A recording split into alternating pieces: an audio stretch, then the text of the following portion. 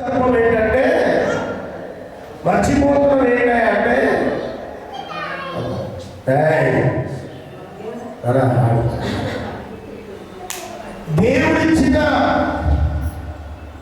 దేవుడిచ్చిన ధరించవలసిన ఆ కిరీటం కావచ్చు. ఎఫెసీ రాసిన పత్రికలు అంటాడు అబ్బా సర్వాంగ కవచం మర్చిపోయాడు క్రైస్తవుడు. దేవుడు మనకిచ్చిన కొన్ని కవచాలు ఉన్నాయి, అవి మర్చిపోతున్నాము కనుక సాధారణుడు మనం జయించలేకపోతున్నాం. హల్లెలూయా, చేతులు పైకి చెప్పండి. హల్లెలూయా. ఈ మనం దేవుడిని అడగవచ్చు కొన్ని సందర్భాలు. ఎందుకని అయ్యా మేము మా పరిస్థితిని మార్చుకోలేకపోతున్నాం, మా స్థితిగతులు మార్చలేకపోతున్నాం అంటే బలవంతుని బంధించడానికి కావలసిన శక్తి మనలో లేదు, శక్తి లేదు. ఎందుకంటే భర్తను నా పిల్లల్ని చాలా మంది చెప్పే మాట ఏంటంటే నా పిల్లల్ని నేను జయించలేకపోతున్నానంటే కారణం ఏంటంటే ఆ బలవంతుని బంధించడానికి కావలసిన శక్తి నీలో లేదు, మనలో లేకపోవడమే. అసలు క్రైస్తవుడికి ధరించుకోవలసిన కొన్ని మహిమ వస్త్రాలు ఇచ్చాడు, కొన్ని కవచాలు ఇచ్చాడు. వాటి మనం ఎలా జయించాలో, వాటి ద్వారా మనం ఎలా జయించగలిగిన జీవితం కలిగి ఉండాలో దేవుడు మనకు చెప్పాడు. హల్లెలూయా, చేతులు పైకి చెప్పండి. హల్లెలూయా. వాటి మనం ధరించుకున్నప్పుడు జయించగలుగుతామంట. ఇక్కడ అంటాడు బలవంతుని బంధించాలి. మన పిల్లల్ని పాడు చేస్తూ, మన కుటుంబాలను పాడు చేస్తూ. చూడండి, లోకాస్వారంలో మాట ఉన్నది ఏంటంటే దేవుడంట ఒక కుటుంబాన్ని బాగు చేసిన తర్వాత, ఒక దెయ్యాన్ని వెలగొట్టేసిన తర్వాత ఆ హృదయం ఎప్పుడైతే ఖాళీగా ఉందో వెళ్ళిపోయిన దెయ్యమంట 7 చెడ్డాత్మలు తీసుకొస్తుందన్న దేవుడిలోకి. హల్లెలూయా. ఆ దెయ్యాన్ని కుటుంబాన్ని బాగు చేయడానికి ఆ హృదయం ఎప్పుడైతే ఖాళీగా ఉందో వెళ్ళిపోయిన ఆత్మ ఒకటే కాదు, 7 ఆత్మ చెడ్డాత్మలు తీసుకొస్తాయి. క్రైస్తవుడు జయించలేకపోవడానికి గల కారణం ఒకటి శక్తి లేకపోవడం, దేవుడి దగ్గర ఆ శక్తిని పొందుకోలేకపోవడము. రెండోది క్రైస్తవుడు మర్చిపోతున్న విషయం ఏంటంటే అబ్బా దేవుడు ఇచ్చిన కొన్ని కవచాలు మనకి ఇచ్చాడు. చూడండి, మేము ఎగ్జామ్ రాస్తున్న పిల్లడు హాల్ టికెట్ మర్చిపోయాడు. ఎగ్జామ్కి వచ్చి గట్టిగా ఏం మర్చిపోయాడు? దేవుడి దగ్గరికి వచ్చి మనం మర్చిపోతున్నాం ఏంటంటే దేవుడు ఇచ్చిన శక్తిని మనం మర్చిపోతున్నాం. దేవుడు ఏమైనా మర్చిపోతున్నాం. దేవుడు ఎటువంటి కార్యాలు మన పట్ల చేయగలడు. ఆయనకున్న పేరంటే నిత్యుడగు తండ్రి, బలవంతుడగు దేవుడు. ఏంటది? గట్టి చెప్పాలి. బలవంతుడగు దేవుడు. చూడండి, బలహీనమైన ద్వారా చెప్పాడు, బలహీనులను బలవంతుడు చేస్తుంది దేవుని కృప అని చెప్పి. మనం ఎప్పుడు బలహీనలు ఎదుర్కొంటున్నామంటే ఎదుర్కొంటున్నామంటే బలవంతుడు బలహీనులైపోతున్నారు. రోజు రోజుకి దాన్ని బానిసైపోతున్నాం. దాన్ని జయించాలి అంటాడు. దాన్ని ఏం చేయాలి? మనం జయించాలి. ఇక్కడ అంటాడు బలవంతుని మనం బంధించగలిగితే చూడండి, దానికి దాసోహం అయిపోయిన వారందరినీ మనం విడిపించగలం. దాని దాసోహంలో వెళ్ళిపోయిన కుటుంబాలను, వ్యక్తులను విడిపించగలిగిన శక్తి దేవుడు మనకి ఇచ్చాడు. సాధారణంట గర్జించు సింహంలోనే ఉన్నాడంట. ఎలా ఉన్నాడంట? గర్జించడం నిజమైన సింహం కాదు, అంతే అలా ఉంటాడంట. తన రూపం వేసుకున్నాడు, ఆ శాపం వేసుకుని కొంతమంది అలా నటిస్తూ ఉంటారు. ఏమన్నా మేకపోతే గాంభీర్యంగా నేను ఏమన్నా శక్తి వెళ్ళిపోయింది, ప్రభావం వెళ్ళిపోయింది. వెళ్ళిపోయిన తర్వాత ఎన్ని చేద్దామన్న ఒకసారి ఒక కాకంట అమ్మా డ్రమ్ము డబ్బాలో పడిందంట. ఆ పెయింటింగ్ డబ్బాలు ఏంటది గట్టి చెప్పాలి. పెయింటింగ్ డబ్బాలో పడిందంట, అదే వైట్ పెయింట్ అంట. ఇది బయట నుంచి వస్తే తన రూపంతా ఉంది, తెల్ల కనబడిందంట. అరే నేను కూడా పావురం అనుకుందంట. ఏంటది? పావురం గ్రూప్లో వెళ్ళిపోయిందంట. పావురం గ్రూప్లో వెళ్ళిపోయి నేను కూడా పావురమే అందంట. ఆ పావురాన్ని చచ్చిపోతుంది. ఇదేదో మనం ఎంత ఉన్నాం, ఇది ఎంత ఉంది, దీనికి స్వామి ఏంటి ఎలా ఉంది, దీని బుక్ ఏంటి ఎలా ఉంది, దీని పాక్ ఏంటి ఎలా ఉంది అని భయపడుతున్నాయి. అది అడిగాడు, ఎవరు నేను కూడా గట్టి చెప్పాను పావురం అన్నాడు. బట్ నీ స్వామి ఏంటి ఎలా ఉంది అని అడిగాట. అడిగితే అదే అంట, నేను అనేకులతో రోడ్డుతో అరిసేపు యుద్ధం చేయడానికి అన్నాడు. అడిగితే నోరు పోతుందా, నోరు పోతుంది, మన ముఖ్యంగా పొడుగుందని. నేను పొడి చేయను అంతానే ఏంటి కట్టి చెప్పాను, పొడి చేయను నన్ను ఎన్ని చేసిన తర్వాత ఒక 6 నెలలు గడిచిన తర్వాత వర్షాకాలం వచ్చింది. ఏ కాలం గడి చెప్పాను, వర్షాకాలం. వర్షాకాలం వస్తే దాని భూమిలో ఒకరోజు ఏదో ఒకరోజు బయటపడకుండా ఉంటుందా? మరి మనం పావురం అనుకున్నాం, ఇది కానీ దేవుని శక్తి మనం ఎప్పుడు పోగొట్టుకుంటామో ఆ శక్తి ద్వారా మనం అనుకుంటాం ఏంటంటే ఎంత ఉందో నాలో అనుకుంటాం. కానీ చూడండి, క్రైస్తవుడికి అమ్మా వారికి ఉన్న బలం ఏంటంటే నోరే పెద్ద బలం. వాళ్ళకి నోటు ద్వారా ఏదన్నా సాధించగలుగుతారు. నోటు ద్వారా దేనైనా సాధించవచ్చు, కానీ జీవితాన్ని మార్చుకోలేవు. నీ భర్తను సాధించగలవు, నీ తల్లిదండ్రులను సాధించగలవు, గట్టిగా చెప్పాలి, అందరినీ సాధించగలవు, కానీ నీ జీవితాన్ని మాత్రం ముందుకు నడిపించుకోలేవు. హల్లెలూయా చెప్పండి బిగ్గరగా, ఇంకా బిగ్గరగా, ఇంకా బిగ్గరగా చెప్పాలి. హల్లెలూయా. బలవంతుని మనం జయించగలిగితే హల్లెలూయా జరిగే కార్యాలు ఏంటంటే దేవుని నీ జీవితంలో దేవుని మన జీవితంలో ఏదనుకున్నది మన జీవితంలో జరుగుతుంది. హల్లెలూయా, హల్లెలూయా. ఈ సందర్భాల్లో మనం అనుకుంటాం క్రైస్తవుడు అనేక విషయాలు పడిపోతున్నాడు అనేక సార్లు. కానీ బైబిల్ గ్రంథంలో మనం మోషే దగ్గరికి వెళ్తే మోషే చూడండి ఒక దేశాన్ని మీదకి యుద్ధానికి వెళ్తున్నప్పుడు అతను చేసిన కొన్ని పనులు మనం ధ్యానం చేద్దాం. గడివాళ్ళు చెప్పడం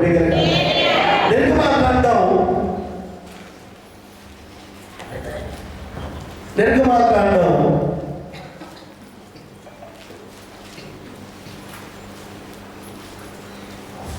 15వ అధ్యాయము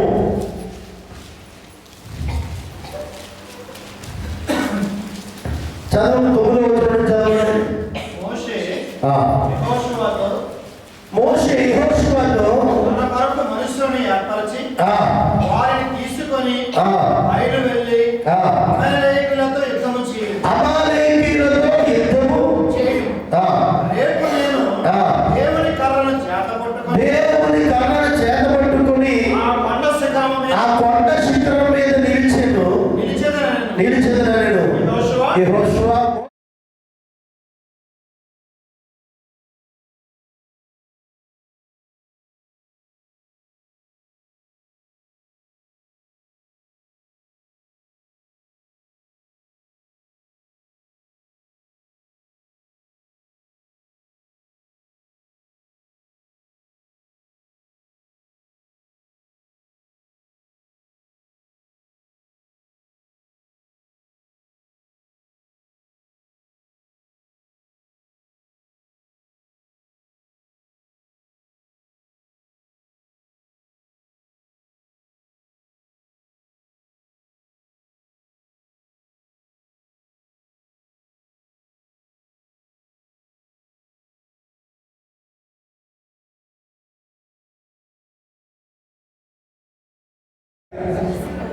గట్టి చెప్పండి.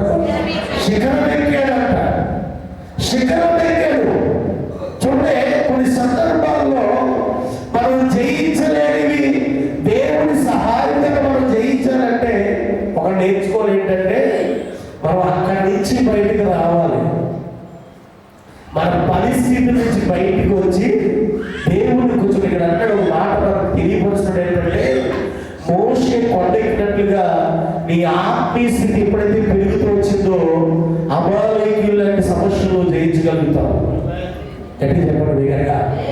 అక్కడే కూర్చుని చాలా మంది చేసే పొరపాటు ఏంటంటే, నేను ఎక్కడే ఉంటాను తప్ప నేను ప్రభుని ఎందుకు జయించలేకపోతున్నానంటే, వద్దు అక్కడి నుంచి బయటికి రా. దేవుడు అబ్రహాముతో మాట్లాడినప్పుడు అబ్రహామును అక్కడే దీవించొచ్చుగా, అబ్రహామును అక్కడ ఆశీర్వదించొచ్చుగా. కానీ దేవుడు చేసిన వాగ్దానం ఏంటంటే, నువ్వు బయటికి వస్తే నేను దీవిస్తాను అన్నాడు. నువ్వు అక్కడి నుంచి బయటికి రా. కొన్ని సందర్భాలలో మన భక్తి పెరగలేకపోవడానికి, మన భక్తి సలాగిపోవడానికి, మనం చుట్టూ ఉన్న సహవాసం నుంచి నువ్వు బయటికి రాకపోవడమే పెద్ద ఆటంకం నీకు. నీ చుట్టూ ఉన్న మనుషులు ఎలాంటి వాళ్ళంటే నీ భక్తిని ఆర్పేసే మనుషులు కానీ నీ భక్తిని అభివృద్ధి చేసే మనుషుల మధ్య లేవు నువ్వు. ఆ సమాజంలో కూర్చుని ప్రార్థన చేసి మనిషి కానీ ఆ కొండ శిఖరం ఎక్కాడు. ఆ కొండ శిఖరం ఎక్కి ప్రార్థన చేస్తాడు. అక్కడ ప్రార్థన చేయగా ఇప్పుడు అమాలేకీయులను బలమైన సైన్యాన్ని జయించాలంటే దేవుడు వారికి తోడుగా ఉండాలి. హల్లెలూయా. చేతులు పైకి చెప్పండి. నేను అనుకుంటాను అనేక సార్లు ప్రార్థన చేసినప్పుడు బంధం నుండి నీళ్ళు వచ్చినాయి, ప్రార్థన చేసినప్పుడు పర్లోకం మంద వచ్చింది, ప్రార్థన చేసినప్పుడు ఎర్ర సముద్రం చేరింది, ప్రార్థన చేసినప్పుడు పర్వ సైన్యాన్ని కూడా చేశాడు, ప్రార్థన చేసినప్పుడు 10 దిగులు తప్పించాడే. ఇంత సామర్థ్యం కలిగిన వ్యక్తి కొండ ఎక్కాడంటే ఆ పరిస్థితి నుంచి గట్టెక్కాలంటే ముందు అందు బయటిరా. అక్కడే కూర్చుంటాం.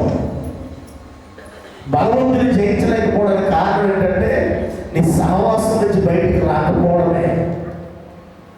అక్కడే నీ ఎందుకు చాలా మంది చెప్తారు, నా పిల్లలు ఎందుకు జయించలేకపోతున్నాడు, నా భర్తలు ఎందుకు జయించలేకపోతున్నాడు, నా వ్యాపారాలు ఎందుకు అభివృద్ధి పొందుతుందంటే నువ్వు అక్కడి నుంచి బయటికి రాకపోవే. మొదటిగా ఏంటో చెప్పింది, దుష్టుల ఆలోచన చెప్పుడా కూర్చుంటారు. ఎవరైనా గట్టి చెప్పండి. ఆలోచన చెప్పడా నిలవక కూర్చుంటాడు. 3 చెప్పాడు. ఏంటది గట్టి చెప్పండి. ఆలోచన చెప్పుడా నిలవద్దు, కూర్చోవద్దు, నడవద్దు, నిలవద్దు, కూర్చోవద్దు. ఈ 3 చేయొద్దు.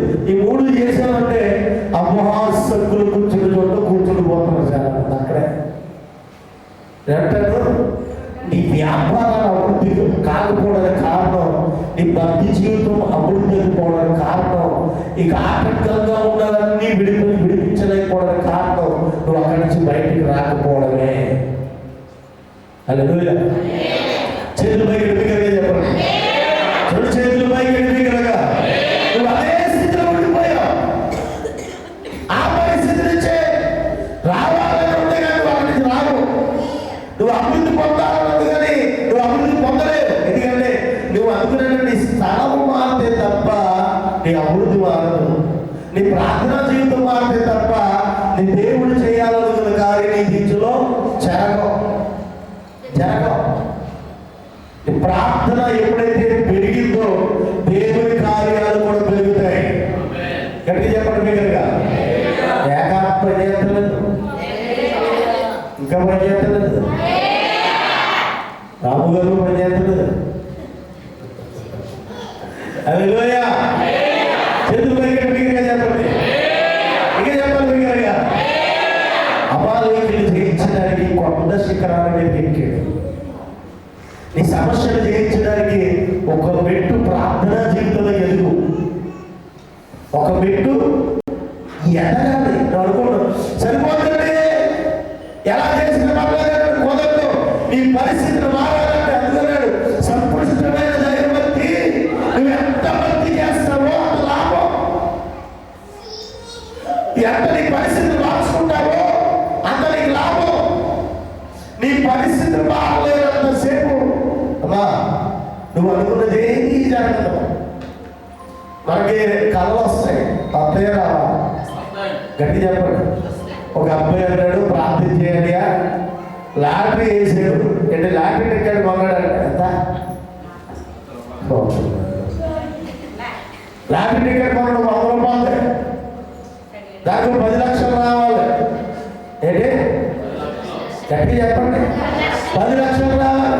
ప్రార్థన చేయాలి అంటాడు. ఏం చేయాలంట? ప్రార్థన చేసి 10 లక్షలు ఏం చేస్తారా అంటే నాకు చాలా కళలు ఉన్నాయి. ఏమున్నాయి? ఈ కళలు నెరవేర్చబడాలి అంటే యేసేపు వలె గోతులు వేయబడాలి. ఆమె చెప్పడం అవి వేయబడాలి. ఏంటి ప్రభువానికి ఏమొద్దు కానీ యేసేపు సింహాసనం ఎక్కినట్టుగా అది కుదరదు. కళ్ళు వస్తాయి అందరికీ, నాకు అంతే. సూత్రం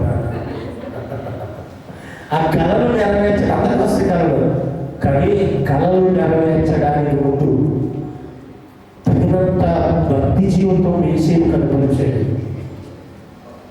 తగినంత దేవుడితో సంబంధం ఎక్కువ కలిగి ఉన్నాడు. దేవుడు చూపించగానే దర్శనం రాగానే దేవుడు నెరవేర్చలే. ఆ నెరవేర్పు మధ్యలో కొద్ది శ్రమ ఉంది, పోరాటం ఉంది, త్యాగం ఉంది, సమర్పణ ఉంది. ఈయన త్యాగం చేసుకుంటూ వచ్చాడు. అన్నదమ్ముల్ని, తండ్రిని, యాకోబుని అందరిని వదిలి ఆయన ఎందుకే దర్శనం చూపించావు అలా. ఆ దర్శనం నెరవేర్పు కోసం అనేక శ్రమలు పడ్డాడు. హల్లెలూయా. ఈ అభివృద్ధి కోసం అనేక సార్లు మనం ఏం చేయాలంటే లోక బంధకాన్ని విడిచి, ఈ లోక సంబంధమైన ఈ అలవాటు, లోక సంబంధమైన ఆదులను విడిచి ఆయనతో సాగగలిగితే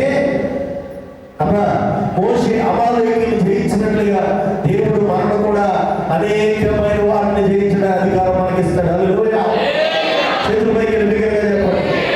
రెండు చేతుల పైకి బిగ్గరగా హల్లెలూయా. నోటి పొంది కానీ చేతి కనెక్షన్ ఏర్పడాల్సిన రావట్లా. హల్లెలూయా. రెండోది కానీ మొదటిగా ఎక్కడి నుంచి బయటికి రామన్నాడు?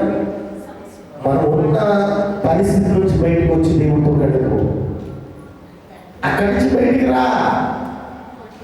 అమాలేకీయులు లాంటి శత్రువులను మోసే జయించడానికి సమర్థుడే. కానీ ఇశ్రాయేలు సైన్యము మోషేకున్న విశ్వాసం, మోషేకున్న భక్తి సైన్యంలో లేదు. అందుకనే ఆ సైన్యాన్ని నడిపించడానికి తను అక్కడి నుంచి బయటకు వచ్చి ఆ శిఖరం మీద నిలబడ్డాడు. రెండోది చూడండి, 11వ వచనం చూడండి. మోషే తన చెయ్యి పైకెత్తినప్పుడు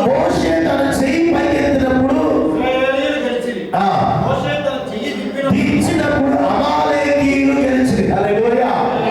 రెండవ మాట ఏంటంటే చేతులు పైకెత్తడం. రెండు సాదృశ్యానికి మనకి రుజువు కనబడుతుంది. ఒకటి సహాయం కొరకు, రెండు సరెండర్. అమ్మా కూర్చోబెట్టాలి, కూర్చోబెట్టమ్మా. అచ్చు దించేసి ఒక పెద్ద అమ్మాయి. హల్లెలూయా. చేతుల పైకి బిగ్గరగా.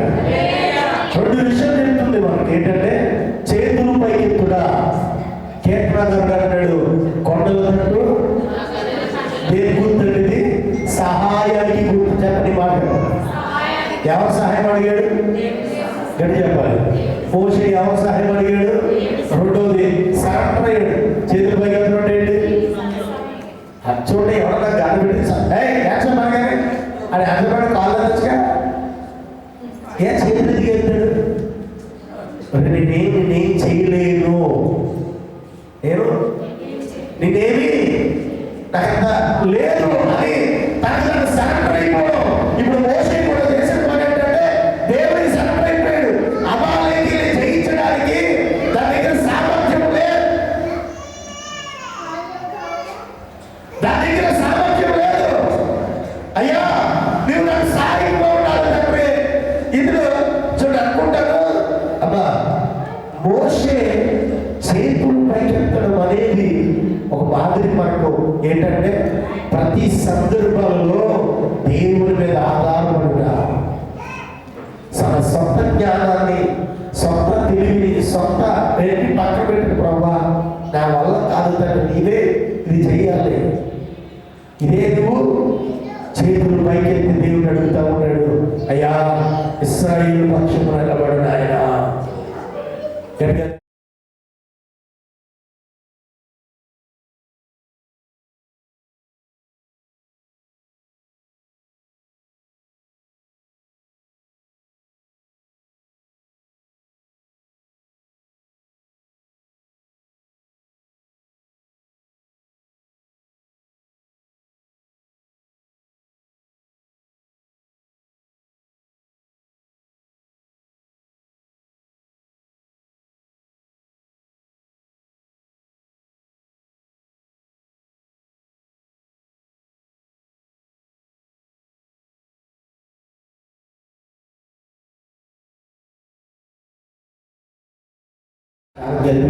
కూర్చోబడి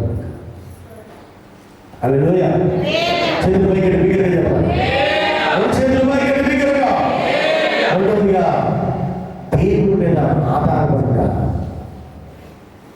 సర్పరేయుడు మోషే చేతులు బరువెక్కిపోతున్నప్పుడు ఇతను మనసులో వచ్చింది, అయ్యా నువ్వు నిలబడితేనే కానీ కార్యం జరగవు, నువ్వు చేతులు పైకెత్తితేనే కానీ కార్యాలు జరగవు.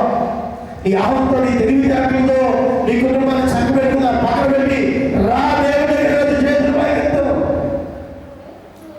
నీ కుటుంబాల్లో నీ పిల్లలు ఎందుకని నా భర్త నా మాటలు నా పిల్లలు ఎందుకు మారుతున్నదంటే నీవు మార్చగలిగిన దేవుడి దగ్గర రాలే. ఎక్కడెక్కడికో పరిగెడతాం నీ పిల్లల విషయంలో. వచ్చి చేతులు పైకెత్తి దేవుడు అడుగు. అమాలేకులాంటి సమస్యలే మోషే అంత గొప్ప ప్రావీణుడైనప్పటికీ, అయ్యా నీవు లేకపోతే ఎంతో బాధ కాదయ్యా, ఎంతో నేను చేయలేనయ్యా, ఎంతో నా వల్ల కాదయ్యా, ఇన్ని సంవత్సరాలు నీ జీవితంలో ఎందుకని నీ కుటుంబంలో జరగవలసిన కార్యాలు జరగలేదంటే సమస్య వచ్చినప్పుడల్లా దేవుడి దగ్గర రావట్లేదు. హల్లెలూయా. అదే ప్రారంభం. అరే 10 రోజులు బాగుందంటే మనకు 10 రోజులు అలాగే ప్రారంభం. అదే గొడవ. అయ్యా దీనికి పరిష్కారం ఏంటంటే దేవుడి దగ్గర మాత్రమే. శాశ్వతమైన పరిష్కారం ఇచ్చేవాడు దేవుడు అక్కడే. తాత్కాలికమైన పరిష్కారం ఇచ్చేవాడు మనుషుడు. దేవుడు తాత్కాలికము దేవుడు. పూర్తి పుక్కిటి వేడుకలతో ఆ సమస్య నుంచి దేవుడు తీసుకెళ్ళాడు. హల్లెలూయా. చేతులు పైకి. హల్లెలూయా. రెండవదిగా దేవుడి మీద ఆధారపడ్డాడు మోషే. దేవుడి మీద ఆదుకున్నాడు. అయ్యా నీవు తప్ప ఈ అమాలేకుని జయించడానికి దగ్గర సామర్థ్యం లేదు. 6 లక్షల మంది కాలబలం ఉందండి ఎవరి దగ్గర? మోషే గారి దగ్గర కాలబలం అంటే యవనస్తులు ఎంతో చేసేవారు. ఆ ముందు పెట్టాడు 6 లక్షల మంది. ఈ 6 లక్షల మంది అమాలేకుని జయించలేరా? అమాలేకుని జయించలేరని తెలిసి మోషేకి. మోషే అప్పటికే ఎన్నో విద్య నేర్చుకునే వ్యక్తి, అన్ని తెలుసు. కానీ ఇప్పుడు సహాయపడుతున్నారు అంటే సృష్టికర్త అయిన దేవుడు. హల్లెలూయా. చేతుల పైకి బిగ్గరగా. మూడో మాట చూడండి ఒకసారి. 12వ వచనం చదవండి. మోషే చేతులు బరువెత్తగా వారు ఒక రాయి తీసుకొని వచ్చి దాని మీద కూర్చున్నటకే దాన్ని వేసిరి. అహరోను హురులు ఒకడు ఈ ప్రక్కన ఒకడు ఆ ప్రక్కన అతని చేతులను ఆదుకొనగా అతని చేతులు సూర్యుడు అస్తమించే వరకు నిలకడగా ఉండెను.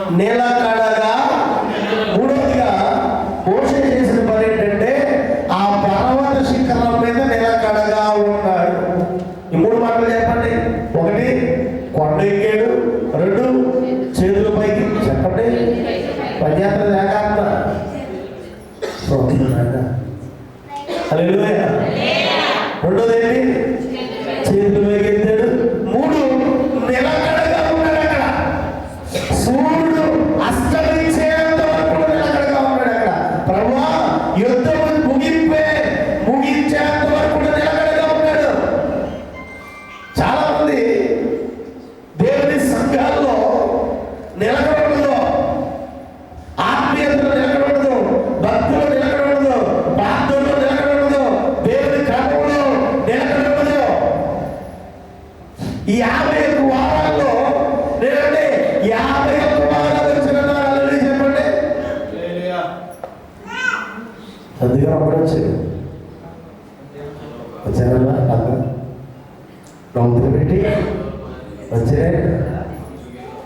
హల్లెలూయా. పిల్లి ఎలాగే ఉంటుంది. హల్లెలూయా. చేతులకి బిగ్గరగా చెప్పండి, గట్టిగా చెప్పండి. నిలకడ లేనప్పుడు దేవుని కార్యం జీవితంలో నిలకడగా జరగవు. దేవుని కార్యం అన్నప్పుడు ఎప్పుడో సంవత్సరం కదా లాంటి జరిగినట్టుగా ఎప్పుడో జాబ్ పడుతుంది. ఎందుకో జరుగుతుంది తెలుసా? నువ్వు దేవుని సన్నిధిలో నిలకడ లేవు, ప్రార్థనలో నిలకడ లేవు. ఎంత గొప్ప మోషే, 20 లక్షల మంది నడిపించిన మోషే ఎక్కడికి వెళ్ళాడంటే ఆ కొండ దగ్గరికి శిఖరం మీద కూడా నిలకడగా నిలబడ్డాడు. ప్రభువా, ఈ రోజుల్లో విశ్వాసుల్లో నిలకడ ఉంటుందా? నిలకడ ఉంటుందా? ఖాళీ ఉంటే మరి ఎందుకు మానేశారని అర్థం కాదు. కానీ ఆ గిన్నెలో మరి బంగారం గిన్నెలో మరి ఏంటో మరి ఈ 2 వారాలు తోతానే ఉన్నారా? సో అవుతున్నాడు ఆ గిన్నెలతో కన్నా హృదయం కడుక్కోవడం వెళ్ళ.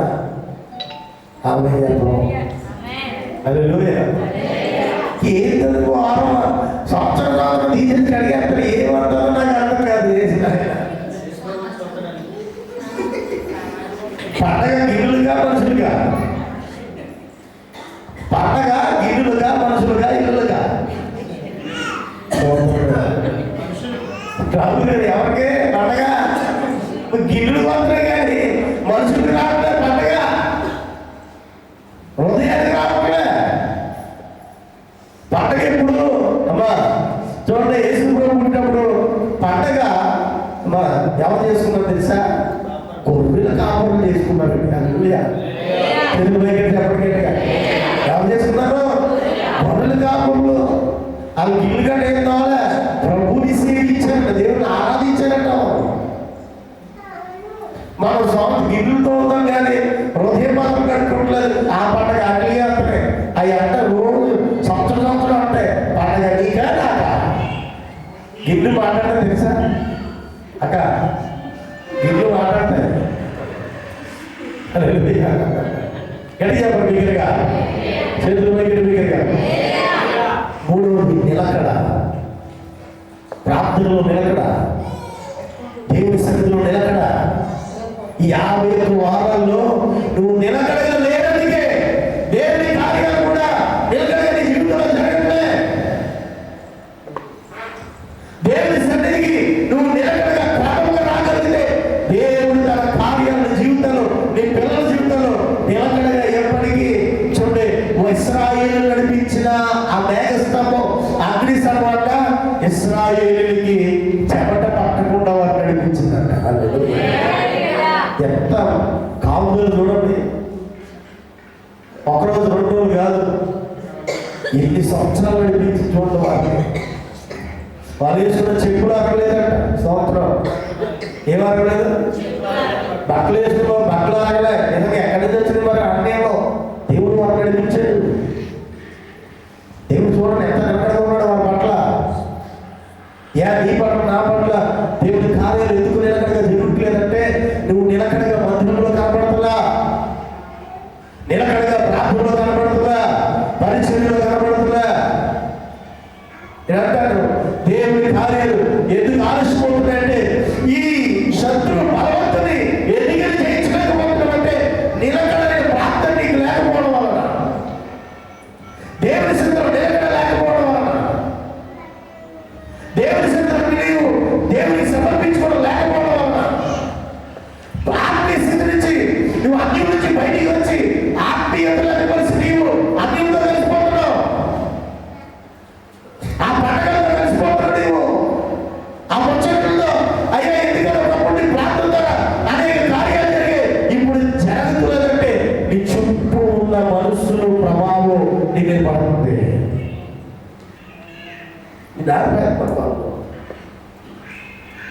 అందుకనే బలవంతుని మనం బంధించలేకపోతున్నాం.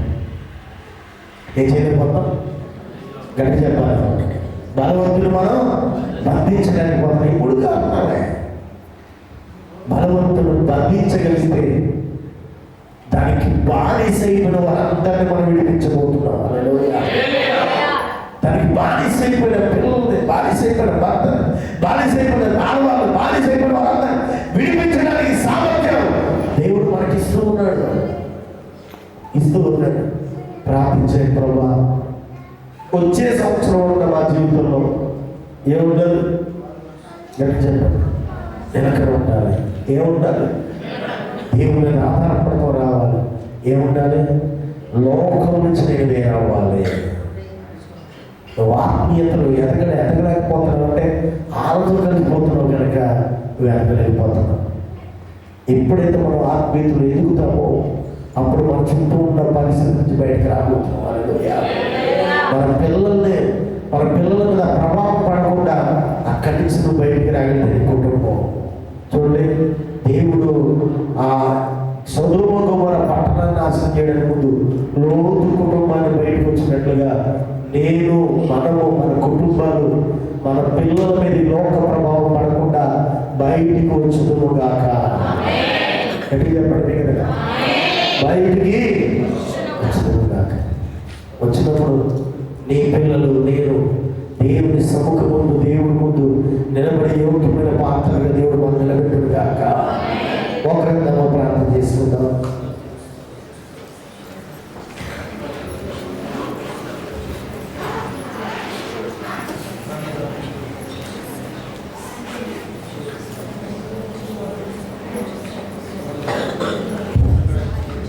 చేతులపై పెట్టి ప్రార్థిద్దాం. స్తోత్రం నాయన. రెండు చేతులపై పెట్టి తండ్రి, బలవంతుడిని బంధించాలి అంటే నీవు ఉన్న స్థలాన్ని విడిచి బయటికి రా. ఈ లోక సహవాసం నుంచి బయటికి విడిచిరా.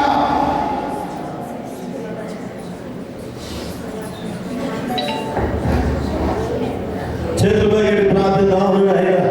నిజమే ప్రభా, లోకంతో సహవాసం, లోకంతో మాటలు ఎక్కువైపోయింది. ఎవరితో అన్యుల మాటలు మాట్లాడేవారిగా తయారైపోయిన ప్రభా, చేతుల దగ్గర ప్రార్థించండి ఆయన. ఒకనాటి భక్తిలో కనబడుతున్నా, ఒకనాటి పౌరుషునిలో కనబడుతున్నా, ఒకనాటి అంగలాంటి ఉద్యోగంలో దేవుని దగ్గర కనబడుతున్నదేమో. ప్రార్థించండి, ప్రార్థించండి, ప్రార్థించండి తండ్రి. ప్రభువా, ప్రభువా, ఈ సంవత్సరంలో ఎన్నో ఆదివారాలు మానేశాను తండ్రి. అయ్యా, నేను మానేసినప్పుడు దేవుడి కొరకు వెంటాడింది నాయన. చేయాలి మీరు ప్రార్థించండి తండ్రి.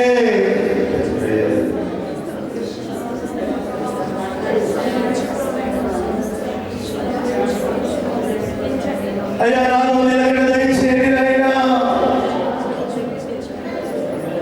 అయ్యా, ప్రాంతంలో నిలకడ దయచేయండి నాయన.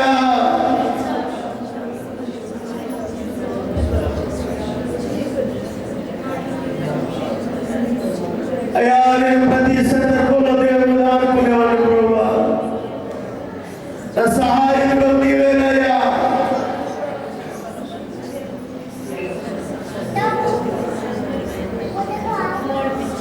ప్రభా, మీరు మాతో మాట్లాడినందుకు స్తోత్రాలు తండ్రి.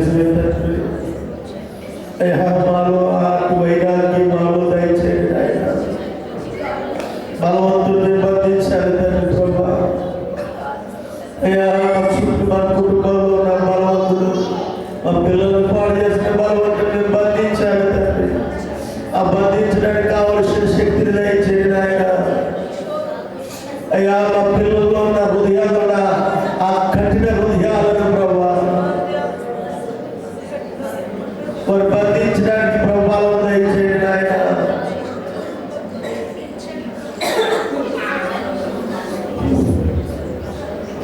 చేయాలి, ప్రార్థన చేయాలి తండ్రి ప్రభా.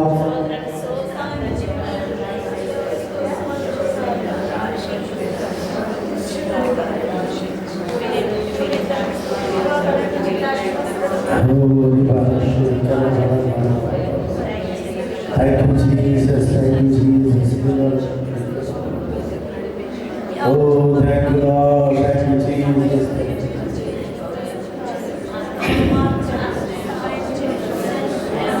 ప్రార్థించిన చేతుల దగ్గర ప్రార్థిద్దాం. నిజమే తండ్రి ప్రభా.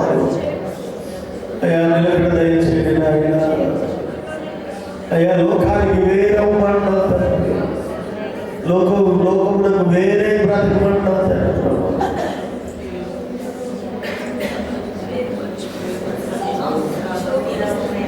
బలవంతునిగా ఉండుమా, యేసుక్రీస్తు కృపతో నిండుమా. బలవంతునిగా ఉండుమా, యేసుక్రీస్తు కృపతో నిండుమా. ఈ లోకాన్ని జయించేవారుగా, శక్తిని ధరించిన వారిని మాత్రమే నడిపించి బలపరచుకోవాలి. తండ్రి ప్రభా, అయ్యా మొదట నా భక్తి ఎవరో కనపడుతున్నారు ప్రభా. సంతృష్టమైన దైవాన్ని దేవుని కార్యాలు జరిగిస్తున్నారు. ఒకవేళ భక్తులు సలాగిపోయిన స్థితిలో మేము ఉన్నాను. మీరు మాతో మాట్లాడుతూ మీరే నడిపించి బలపరచుకోండి. యేసు పరిశుద్ధమైన నామములో అడుగుచున్నాము తండ్రి. ఆమేన్.